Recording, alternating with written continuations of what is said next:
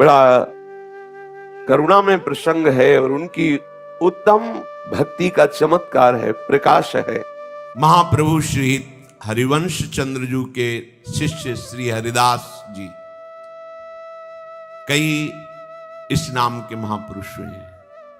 ऐसे ही महाप्रभु के शिष्यों में भी श्री हरिदास जी का नाम आता है। हरिवंश महाप्रभु पर अनन्य निष्ठा हरिदास जी की थी, जो अपने हृदय में छुपा के रखते थे बात। हृदय का प्रेम वाणी से कहने पर बहुत हल्का हो जाता है। उनके गुणों को तो कोई प्रेमी ही समझ सकता है। कहने को तो वो वैश्य कुल में जन्मे थे, परंतु जहां बड़े बड़े साधकों की सिद्धों की पहुंच नहीं, उस गूढ़तम रहस्य राधा वल्लभ लाल के प्रेम में उनका प्रवेश था। कैरवा भाव रहस्य पारगमती श्री राधिका प्रेषा। डंके की चोट पर उनकी अनन्यता प्रकाशित होती थी।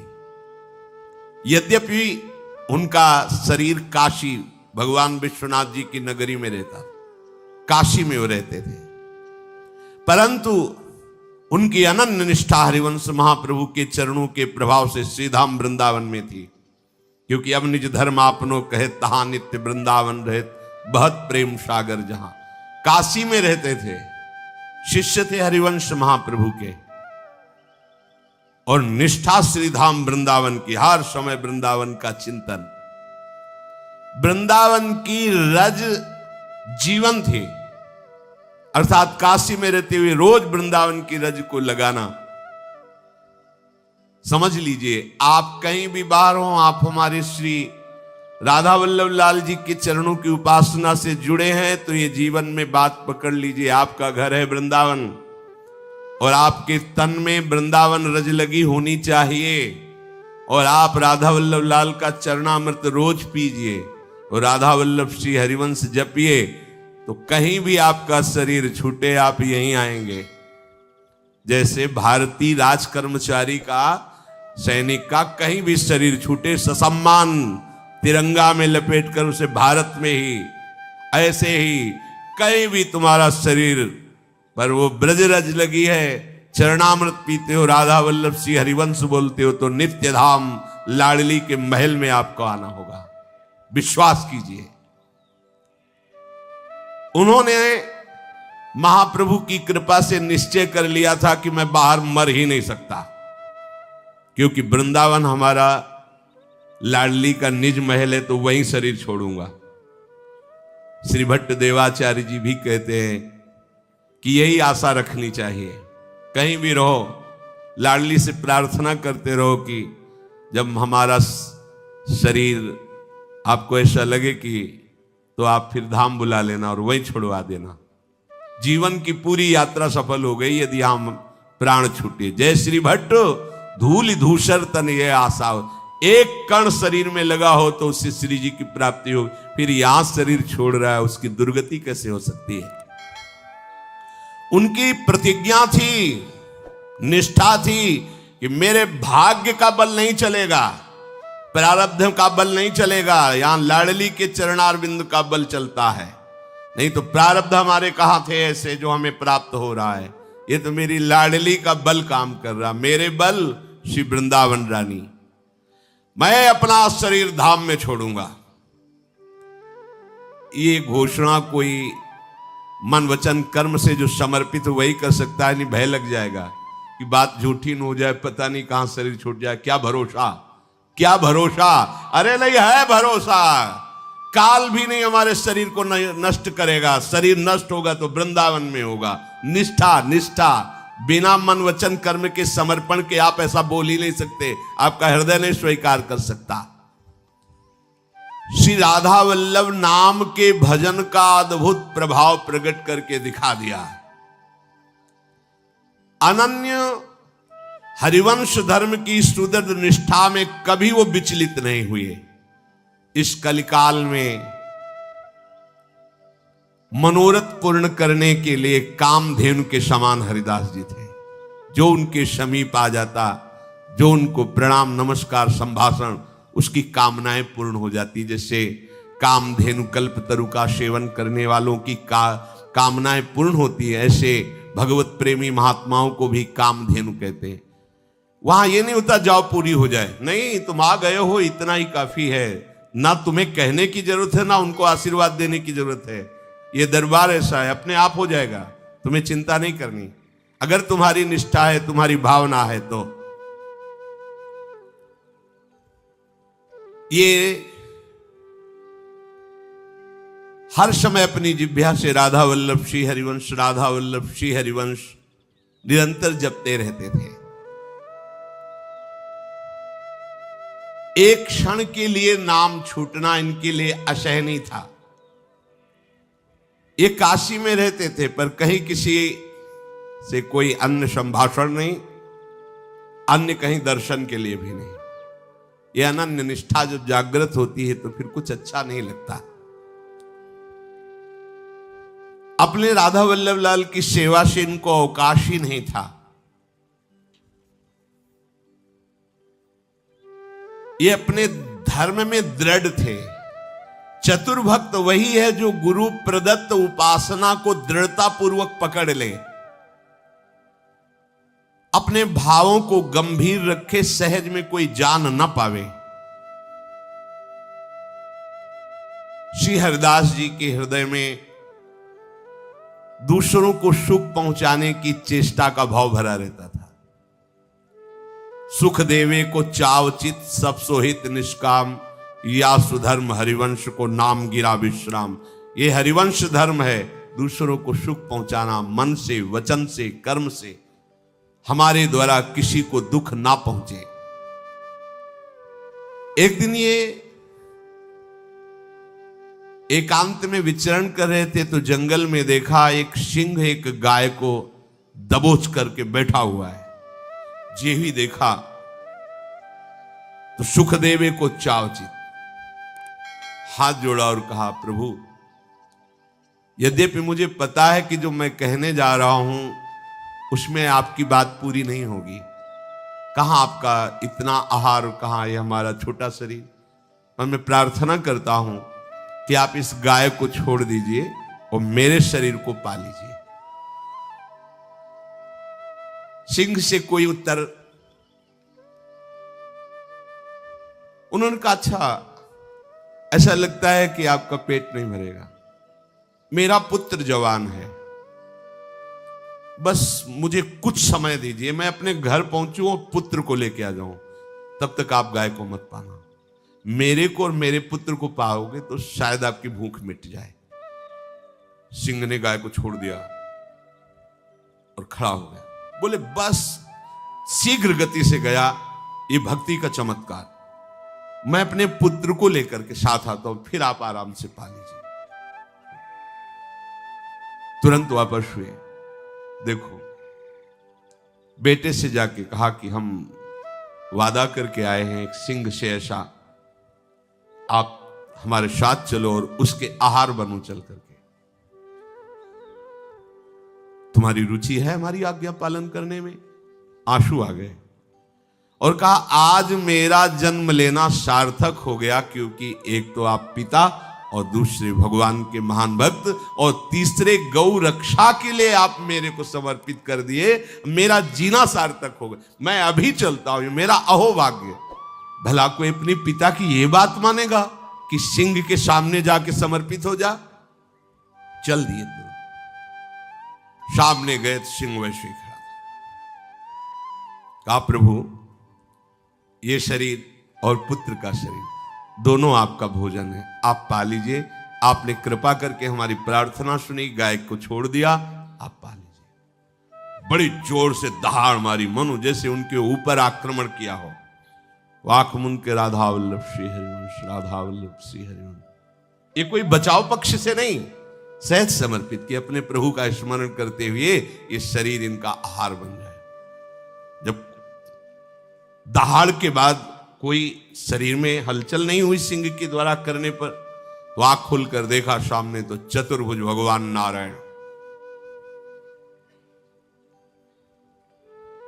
उन्होंने कहा, जानते हो कि हमारे हृदय में कोई फर्क नहीं पड़ेगा, फिर ऐसी लीला क्यों कर रहे हो? ये तो हमें पता है कि किसी भी रूप में हो आप ही हो, इसीलिए हमने आपसे प्रार्थना की थी। पर ये आप क्यों? जानते हो ना हमारे हृदय की निष्ठा कि हम आपको प्रणाम भी नहीं करेंगे। ये हटाओ दो भुजा और ललित त्रिभंगी रूप, और अकेले नहीं, प्रियाजू के साथ। प्रभु मुस्कुराए, जो भी मुस्कुराए तो देखा निकसी कुंज ठाढ़े है, भुजा परस्पर अंश, श्री राधा वल्लभ मुख कमल निरख नयन, प्रिया प्रीतम। चरणों में लौट गए और कहा, प्रिया प्रीतम, कि तुम्हारी इस निष्ठा से मैं बहुत प्रसन्न हूं। आराध्य निष्ठा और दूसरी आचार्य निष्ठा। आचार्य की आज्ञा है सबसो हित, गाय के हित के लिए तुमने अपने प्राणों को समर्पित कर दिया। हरिदास जी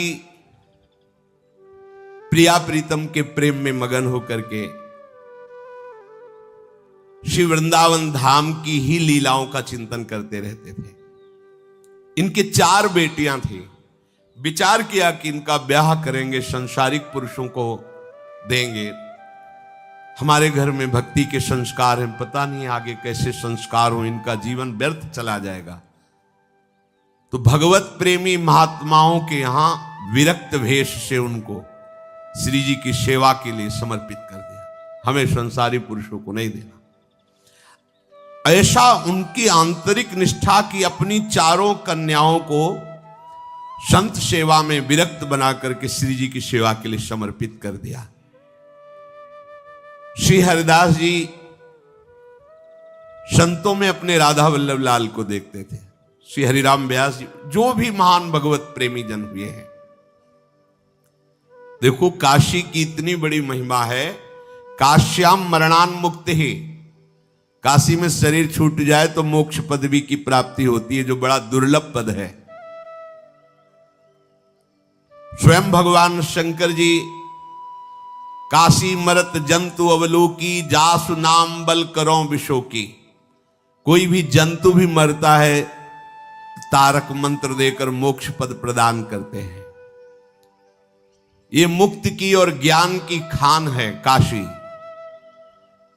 भवानी और भगवान भव अर्थात उमा और भगवान शंकर सदैव वहां प्रगट में विराजमान रहते हैं। मुक्ति जन्म महि जान ज्ञान खान अघानी कर, जहां बस शंभु भवानी सो काशी से ही कसना।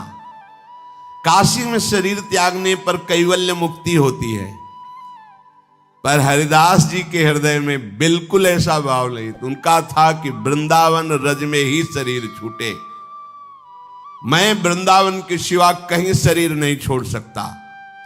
वृंदावन रस है ही ऐसा, श्री वृंदावन की शरण स्वीकार करना चाहिए। युगल बिहारी बिहारिणी जू के चरणों में रात दिन अखंड स्मृति वृंदावन रजरानी प्रदान करती है।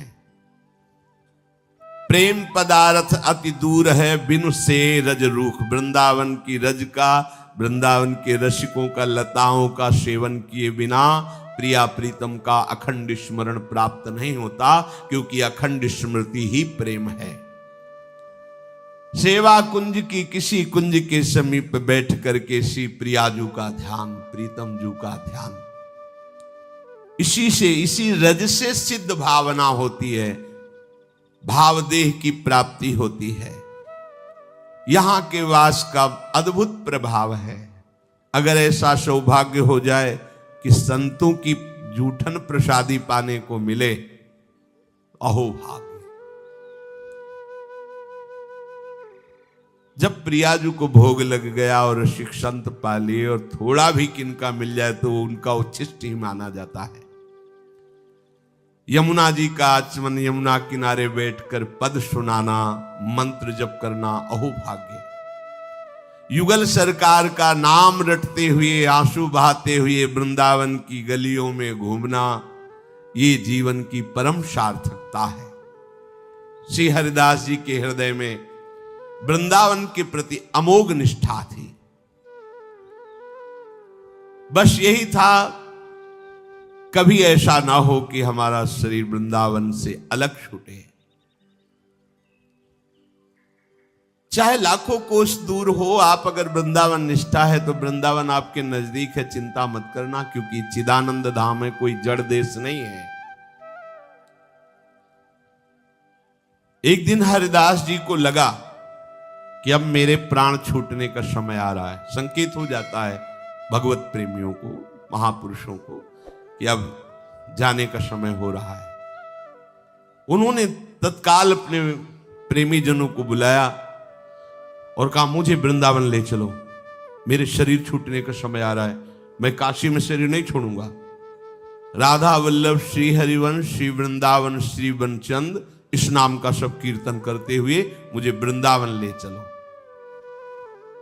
ऐसा ही हुआ, सब कीर्तन करते हुए वृंदावन की तरफ उनको लेके चल दिए। प्रतिपल शरीर असमर्थ होता गया, तो आवती ही मघ माज छूटी गयो तन, पन साचो कियो श्याम बन प्रगट दिखायो है। आए दर्शन कियो इष्ट गुरु प्रेम भरि नेम, पर्यो पूरो जाए चीर घाट नहायो है। पाछे आए लोग शोक करत भरत, नैन बैन सब कही कही ताही दिन आयो है।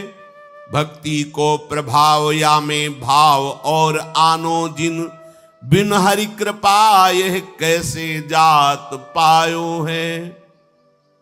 काशी से उनके शरीर को जय जय राधा वल्लभ श्री हरिवंश श्री वृंदावन श्री वनचंद कीर्तन करते हुए ला रहे थे, तो रास्ते में ही देखा कि शरीर पूरा हो गया। काशी से निकलकर बीच रास्ते में जब विश्राम के लिए रुके तो देखा हरिदास जी का शरीर पूरा हो गया, शरीर छूट। अब तो सब लोग बड़े उदास की ऐसी निष्ठा थी कि वृंदावन में शरीर छोड़ेंगे, पर चलो वृंदावन तो ले ही चलते हैं। वो सब कीर्तन करते हुए वृंदावन के लिए चले, और जिस समय आज शरीर छूटा था उसी समय हरिदास जी चीर घाट में स्नान करके और राधा वल्लभ लाल जी के दर्शन कर रहे थे। श्री हरिदास जी ने राधा वल्लभ लाल जी के दर्शन किए, और जितने प्रेमी जन रसिक जन थे सबको प्रणाम नमस्कार मिले। आ गए? हाँ बोले, काशी से चले थे, आ गए। आप सबके सप्रेम सबके साथ समाज में बैठे, जो पूर्व परंपरा से समाज चल रही, आज भी राधा वल्लभ जी को समय समय ऋतु के अनुसार लीला के अनुसार पद सुनाए जाते हैं। अब जो समाज हुई, इसके बाद उन्होंने कहा कि अब हमारी जो अंतिम इच्छा थी कि हमारा शरीर इसी रज में पूरा हो, हमें लग रहा है अब राधा वल्लभ लाल जो हमें बुला रहे हैं। सबके बीच में इधर वो पूरा परिकर शव लेके आए और आके रोने लगे कि हरिदास जी की अंतिम इच्छा थी कि वृंदावन में शरीर छोड़े, उनका शरीर तो रास्ते में। वो कैसी बात करते हो, कल आए थे हरिदास जी, तो चीर घाट में स्नान किया, राधा वल्लभ जी के दर्शन किए, समाज किए, फिर यहां प्राण छूटे। सौ तो ये है, बोले वो तो यहां शरीर छोड़े हैं। बोले ये है राधा वल्लभ लाल की निष्ठा, चिदानंद बपू वृंदावन धाम की निष्ठा। एक क्षण के लिए भी अंतर नहीं पड़ा, यही श्री जी के दर्शन करके शरीर छोड़े। प्रगट में वो दिखाई दे रहा पांच भौतिक मायाकृत लीला। जैसे गोपीजनों को उनके पतियों ने रोक लिया, तो जो गोपीजन चली थी उनके पहले वो श्री कृष्ण के पास वहां मिली। गोपियों ने देखा होगा, वो गोपी तो श्री कृष्ण के समीप पहले से ही है।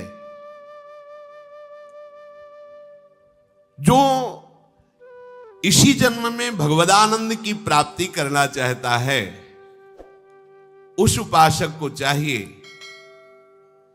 अपनी अनन्य निष्ठा में रहे। ये अनन्य निष्ठा हरिदास जी की। एक बार संतों के साथ ये जगन्नाथपुरी में गए, साथ में अपने राधा वल्लभ लाल जी की सेवा पद्धति। देखो कहीं भी जाओ अपनी सेवा पद्धति साथ रखो। अगर बड़ी सेवा पद्धति तो राधा नाम भी रखा जाता है साथ में। बड़ी सेवा पद्धति वहीं विराजमान कर दी, राधा नाम लेकर के जहां भी, बिना सेवा के नहीं, छोटा सा राधा नाम संपूर्ण सेवा है। वो अपने राधा वल्लभ लाल जी को लेके जगन्नाथपुरी गए थे संतों के साथ। अपने ठाकुर जी को जो भोग लगाते थे वही पाते थे, अन्य नहीं। अन्य प्रसाद जो मिलता माथे पे रख करके। प्रभु जगन्नाथ जगदीश हैं, जगन्नाथ का भात और जगत पसारे हाथ। इनकी भक्ति और इनकी निष्ठा से सब परिचित थे। बड़े प्रभावशाली ये संत हैं, भक्त हैं। इस भाव से जगन्नाथ जी का प्रसाद समर्पित किया गया, पर इन्होंने प्रणाम किया और लिया नहीं। तो जगन्नाथ जी के जो सेवक थे वो बिगड़े। ये क्या है? जगन्नाथ जी के प्रसाद को आप, तो वहां कुछ जो विज्ञ जन थे उन्होंने कहा नहीं, आप ऐसा मत बोलिए, अब ये निष्ठा इनकी अपनी है। अरे तो प्रभु की ही तो उपासना करते हैं, जगन्नाथ जी का प्रसाद नहीं लिया।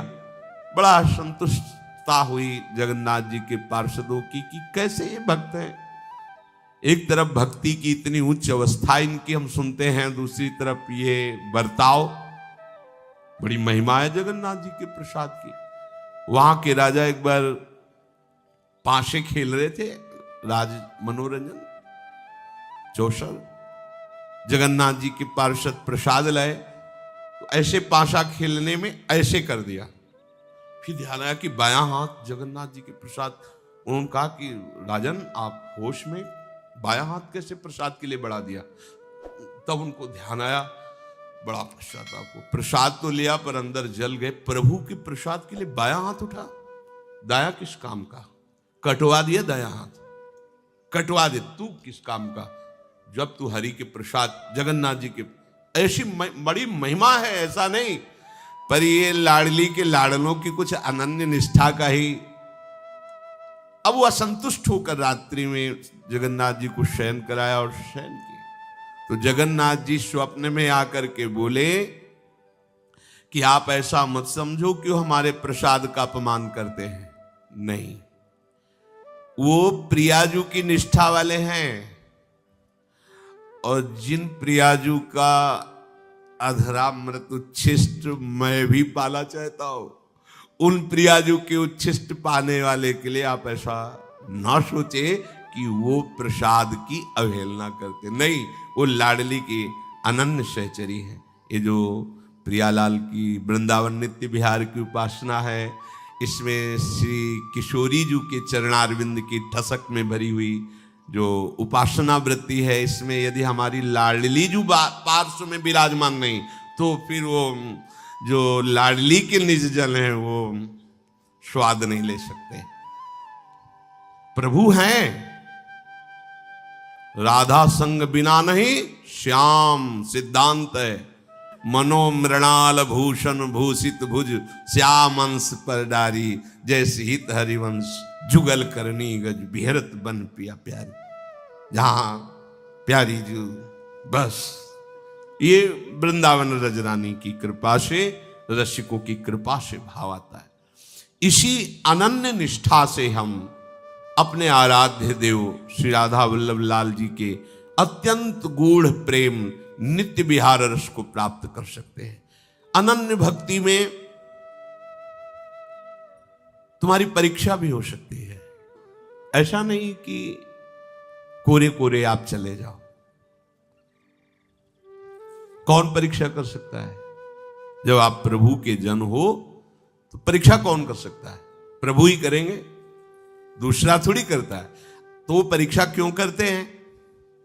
क्योंकि वो दिखाते हैं कि मेरे प्रेमी भक्त का ये स्वरूप होता है। वो तो जानते ही हैं, सबको दिखाते हैं कि देखो मेरी अनन्य भक्ति का स्वरूप। उदाहरण क्या होता है? ऐसा भक्त होता है जो जीवित ही लगकर हो जावे सो शक्कर को खावेगा।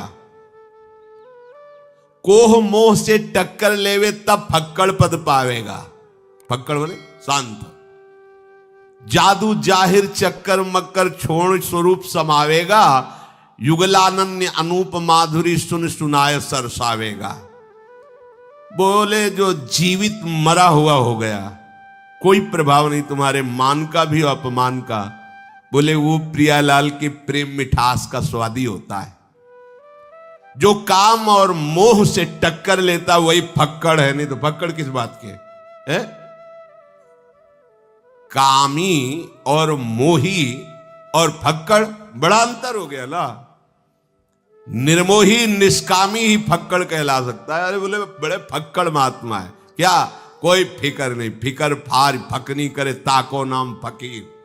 कोई चिंता अपनी रह जाए तो यार बाबा जी काहे के, फिर अपनी चिंता, खान पान विश्राम कल्याण अपनी चिंता। संतों को चिंता होती है जगत मंगल की अपनी। ये माया का जादू चक्कर मक्कर उसके ऊपर नहीं चलता जो फक्कड़ होता है। क्यों? हर समय युगल रूप माधुरी का नाम गुणगान चिंतन करता रहता है। भक्त की पहचान है कि बिना नाम के वो एक क्षण भी नहीं रह सकता। कई बार गुरुदेव भगवान को देखा शांत बैठे, और जहां कोई आया तो क्या पहले नहीं चल रहा? पहले एकदम, अब कोई आया कोई बात करे कोई एकदम अंदर मन से भी और वाणी से भी। आप गौर से देखना, यहां हिलता नजर आएगा महाराज जी के। बस ऐसी मुद्रा, निरंतर खतरा, कोई बात करेगा कोई बोले, नाम चल रहा है, शांत मानसिक चल रहा है।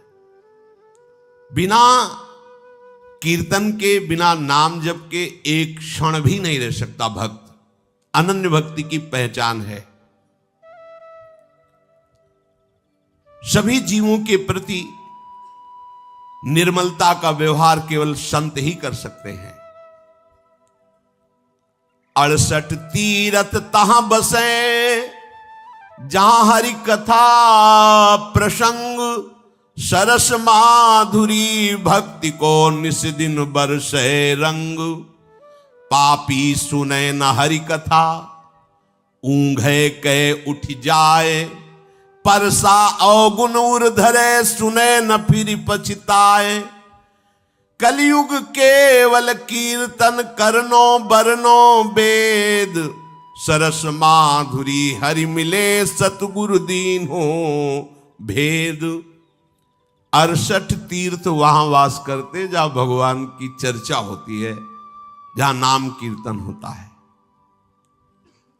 वहां बैठने मात्र से हृदय में भक्ति का रंग चढ़ जाएगा। जहां अखंड नाम कीर्तन, भगवत चर्चा, भगवत गुणगान, वहां के परमाणु भक्ति, ये धाम ही वैसे ही महामहिम। यहां भक्ति नृत्यति, और फिर नाम कीर्तन भगवत चर्चा, तो फिर क्या कहना है। बोले ऐसी जगह जाकर के जो पापी जन हैं उन पर भी कृपा होती है, वो पहुंच जाते हैं कृपा से। पर वहां जाने पर दो बातें होती हैं। सो गए, ध्यान रखना किस लाइन में बैठना चाहते हो आप देख लो। पापी सुने न हरि कथा, ऊंघे कहे उठ जाए। पूरी कथा निकल गई, पता ही नहीं चला कि क्या प्रसंग था। परसाओ गुण उर्धरे, सुने न फिर पछताए। अच्छा, भगवान ने बनाया ही है गुण और दोष से मिश्रित, तो अगर आप अवगुण देखना चाहोगे तो भरपूर मिलेंगे, और गुण देखना चाहोगे तो भरपूर मिलेंगे, और भाव से भगवत दर्शन करना चाहोगे तो भरपूर मिलेंगे। जाकी रही भावना जैसी, प्रभु मूर्ति देखी तिन तैसी। आप जिस भावना से देखोगे आपको मिलेगा, क्योंकि आपकी दृष्टि ही सृष्टि है। आप जैसा देखना चाहोगे वैसा आपको दिखाई देगा। तो जो केवल नाम कीर्तन और भगवत चर्चा सुनता रहता है, उसने सदगुरु के भेद को जान लिया। सदगुरु ने जो उपासना का भेद वो जान गया। नाम जपना, नाम कीर्तन और भगवत गुणगान, ये समर्थ भगवत प्राप्ति के लिए है। यथा चतुर्भी कनकम परीक्षते निघर्षण छेदन तापताडनैः तथा चतुर्भी पुरुषा परीक्षते श्रुतेन शीलेन कुलेन कर्मणा। कसौटी पर कसने, काटने, तपाने और पीटने से खरे सोने की और निखार वृत्ति आती है। ऐसे ही किस प्रकार की विद्या का जागरण हुआ है इसके हृदय में, कैसा ये जितेंद्रिय है, शील आचरण कैसा है, किस कोटि का है, ये परीक्षा से ही जाना जाता है। एक बार श्री संत दर्शन और भक्ति महिमा का प्रचार करने के लिए श्री राघवदास जी नाम के एक महात्मा भ्रमण कर रहे थे। तो एक थे धनी मानी, भक्त स्वभाव के थे, उन्होंने उनको रोका। वो साधुओं को बहुत अच्छे अच्छे पदार्थ पवाते थे, बड़ी सेवा करते थे, पर वो बिना परीक्षा लिए किसी भी संत पर श्रद्धा नहीं करते थे। खवाएंगे पियाएंगे सब करेंगे, पर परीक्षा। ऐसे राघवदास जी को बड़े आदर से ठहराया। एक कीर्तनिया थे, कीर्तन करते थे, भगवत जस गाते थे, लोक में विचरण करते थे। सुंदर भोजन पवाया, सुंदर शयन की व्यवस्था की, और फिर अपनी स्त्री से का श्रृंगार करके जाओ, इनके चरण दबाओ जाके। वो पूर्ण श्रृंगार करके राघवदास जी के पास गई और कहा आज्ञा हो तो चरण दबा दें। तो उन्होंने अस्वीकार कर दिया, आवश्यकता नहीं है।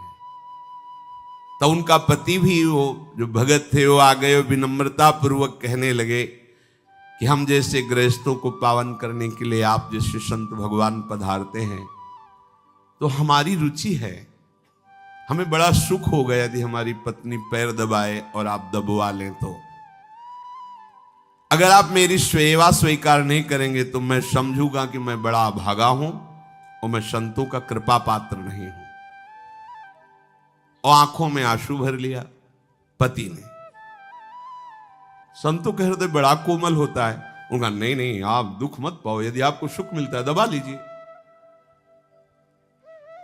उनकी पत्नी चरण दबाने लगी और आप अपने प्रभु का ध्यान करते हुए समाधिस्थ हो गए, निद्रा समाधि स्थिति। वो 12-1 बजे तक दबाती रही, वहां कोई फर्क नहीं, चली गई। भगत जी ने आप पैर पकड़कर कहा कि आप कुछ दिन रुकिए, ठीक है। अब वो 20 दिन रुके, 20 दिन रोज उनकी पत्नी आती, चरण दबाती, कोई फर्क नहीं, वैसे ही स्वरूप स्थिति। पत्नी ने कहा कोई भी किसी भी तरह का कोई विकार हमने उनमें नहीं देखा। 21वें दिन उसने कहा महाराज अब जब इतनी कृपा की तो एक बार हमारी पत्नी को गले से लगा करके गोद में बैठ जाइए, तो हम समझेंगे कि आपकी हमारे ऊपर बड़ी कृपा है। राघवदास जी ने कहा जो आज्ञा प्रभु। भाव किया, हे जगन माता अम्बा, आप ही सब स्त्री रूपों में, कहा मां, और ऐसे गले से लग गए और गोद में बैठ गए। वो भगत चरणों में गिर बोले महाराज ये हम सब परीक्षा के लिए कर रहे थे कि आपके अंदर काम विकार आता है कि नहीं आता है। उन्होंने कहा देखो ये तुम बहुत गलत करते हो, अगर जरा सी भी कहीं तुम्हारे अंदर दोष दृष्टि हो गई, सब किया कराया तुम्हारा मिट्टी हो जाएगा। तुम ऐसा अवसर ही क्यों देते हो? नहीं, सेवा करो, दूर शयन कराओ। हो सकता है कोई जितेंद्री ना हो और वो साधन पथ पे अभी चला है, अगर वो जरा भी हरकत कर देगा तो आपकी साधुओं पर निष्ठा, ऐसा थोड़ी कि सब सिद्ध होते हैं।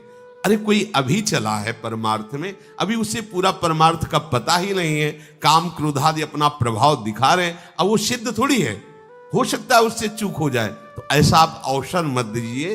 परीक्षा तो समर्थों की जाती है, सब कोई समर्थ थोड़ी होता है कि वेश रख लिया तो सब समर्थ। चल रहे हैं समर्थों के मार्ग में, पहुंचना तो हरि कृपा से होता है। अतः अगर हमारी भावना और भक्ति पर तुम्हारी श्रद्धा है तो हमारा आदेश है, आज के बाद किसी भी संत की परीक्षा मत लेना, यथाशक्त दूरी बना करके सेवा करना, जिससे तुम्हारा मंगल हो जाएगा।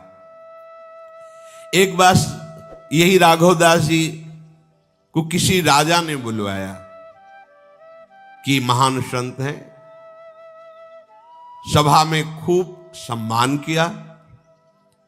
तो वहां सभा में ब्राह्मण जन भी बैठे थे, उनको लगा कि बाबा जी का इतना सम्मान और हम तो सभा में रोज बैठते हैं, कुछ चंद रुपए दे देते हैं, ये राजा ऐसा सम्मान क्यों नहीं करते, हमें क्या कमी है, हमारा सम्मान ऐसा क्यों नहीं करते।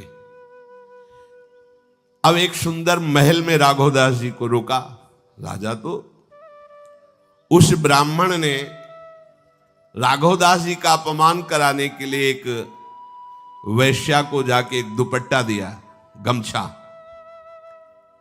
और स्वर्ण मुद्राएं दी, और उस महल में टिके हुए वहां 2-4 दिन आओ जाओ दरवाजे के आसपास तक बस, और सभा में फिर आकर के ये अंगोछा वापस करना तुम, और ये बोलना कि महाराज कल ये अंगोछा जब हमसे मिल रहे थे तो आपको छूट गया था, तो ये देने आई है, फिर इसके बाद जितनी और स्वर्ण मुद्रा कहोगे हम देंगे। अब वैश्या तो धन की लोभी। अब इस सभा में बैठ करके राजा को उपदेश कर रहे थे, उसी समय ठीक ब्राह्मण के द्वारा भेजी हुई वैश्या बोली, महाराज रात के आप जब हमसे मिल रहे थे तो आप भूल गए थे अंगोछा, तो ये अंगोछा ले लीजिए। उन्होंने निसंकोच होकर कोई खंडन नहीं किया और कहा हाँ, अच्छा हमारी भूलने की आदत है ना। राजा को लगा ऐसा कैसे हो सकता है। सभा में अब एक अरे हम समझते हैं ना सब पाखंड चलता है, कोई श्रद्धावान होता है। ये जो लाखों लोग ये एक भेड़ कूद जाए ना तो चाहे वो आगे जाके डूब जाए, लेकिन सैकड़ों भेड़ वहीं से कूदेगी, इसे कहते हैं भेड़िया धसान। वो एक प्रणाम कर रहा है, उससे पूछो तुम क्यों प्रणाम, बोले वो प्रणाम कर रहा है। अरे वो क्यों प्रणाम कर रहा है तुम्हें पता है? नहीं पता, वो प्रणाम कर रहा है हम प्रणाम कर रहे हैं। ऐसी श्रद्धा लाखों में होती है। कोई एक श्रद्धावान होता है जो अपनी निष्ठा से कि एक बार सर झुका दिया कटा सकते हैं, लेकिन अब नहीं, निष्ठा। अब देखो ना, निष्ठा तो किसी बिरले की होती है ना, तो उस सभा में सैकड़ों, अरे हम कहते थे ना कि सब ऐसे ही चलता है। राजा बड़े असमंजस में पड़ गए कि मैंने इतना यश सुना है इन महात्मा का, और इनके दर्शन से भी ऐसा लगता है कि ऐसा नहीं हो सकता, कोई षड्यंत्र तो नहीं है। सभा से बड़े निराश होकर राजा उठे और वो बिल्कुल प्रसन्न बैठे। बिल्कुल उन्होंने ऐसा खंडन नहीं किया कि कब अंगोछा, तेरे को तो मैं जानता भी नहीं हूं, अरे तू कैसा हमारे ऊपर ब्लेम लगा रही। ऐसा भक्त स्वभाव नहीं होता। उन्होंने सोचा भगवान जब लीला कर रहे हैं तो हम भी उसी लीला में सम्मिलित है। वो कहा हाँ हमारा भूलने का स्वभाव है, रख दी। राजा एकांत गए और अपने मंत्रियों को, पार्षदों को बुलाया और कहा उस वैश्या को हमारे सामने हाजिर करो। बोल, महाराज को जानती है तू? तो महाराज मैं महाराज को क्यों जानूंगी, महाराज से हमारा कोई परिचय नहीं। बोले फिर? वो जो आपके सभा के मुखिया पंडित जी है ना, उन्होंने हमें इतनी स्वर्ण मुद्राएं दी थी कि ये बोल देना जाके, तो वही हम कह रहे, चल सभा में बोल चल करके। जब वो सभा में खड़ी किया और उनका महाराज क्षमा कर दीजिए, हमारे द्वारा अपमान माना गया, क्योंकि ये हमारे राज्य की वैश्या, हमारे पंडित।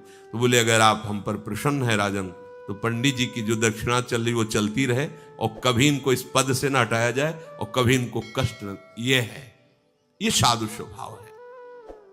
अनन्य भक्त को कभी भी किसी भी तरह की यदि विपरीत परिस्थिति आवे तो अपने प्रभु का खिलवाड़ समझना चाहिए। देखो भगवान बड़े कृपालु हैं। ये यश प्रतिष्ठा एक बहुत बड़ा विष है। जब विष का इंजेक्शन लगता है तो विष के ही इंजेक्शन से उसका जहर निकाला जाता है। सांप काटता है ना, तो उसी के जहर से उसको नष्ट किया जाता है। तो जब ये विष चढ़ता है तो निंदा रूपी विष का इंजेक्शन लगाया जाता है, क्योंकि भगवान का भक्त विषैले पदार्थ से युक्त नहीं हो सकता। सम्मानम कलयाति घोर गरलम। सम्मान क्या है? घोर विष है। तो अब एक जहरीला इंजेक्शन लगता है, फिर तैयार रहना। जिसको ये नशा चढ़ रहा हो कि हमारा बड़ा यश हो रहा है, बहुत प्रणाम, बहुत नमस्कार, तो एक इंजेक्शन स्पेशल तैयार किया जा रहा है। पहले से तैयार रहना, आएगा, आ रहा है, लग रहा है, लगेगा।